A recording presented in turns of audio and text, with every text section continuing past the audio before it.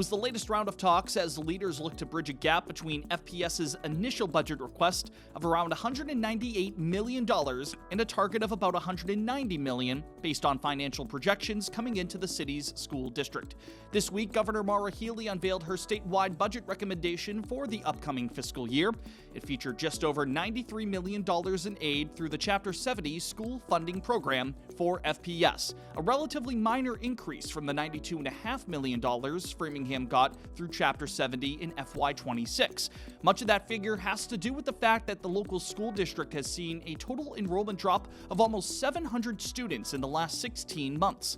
In turn, school leaders have considered layoffs to develop a balanced budget, though many folks in the community have spoken out about that idea in recent weeks. A total of 116 positions have been mulled for cuts, though a counterproposal was outlined on Tuesday by FPS Superintendent Dr. Robert Tremblay.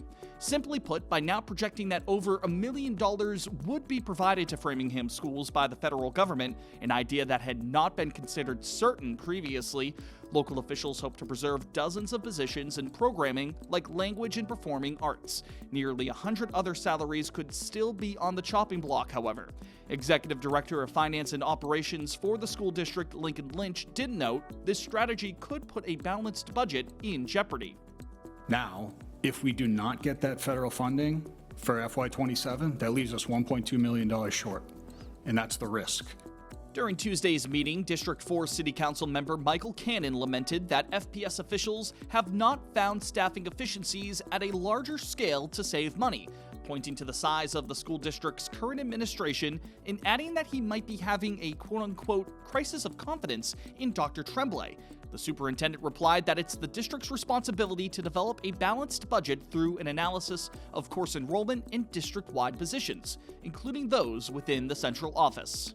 I'm stunned that now we're talking about fine and performing arts cuts and Mandarin and things that are classroom facing and making a difference. I just question your leadership there. But it's important to understand that we didn't do this arbitrarily or in the dark of night or with any guesswork. This is the first time in recent fiscal history that we've gone to a point where we've had to go to the school level. And why is that? Because we have 700 less students in our schools.